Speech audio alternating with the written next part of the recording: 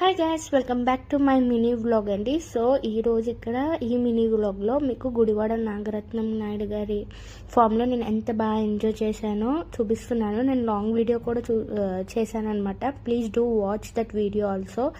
And ఇక్కడ నా చిన్ననాటి మెమొరీస్ అండ్ అన్నీ గుర్తొచ్చాయి. సో మీరు కూడా ఇది వాచ్ చేయండి.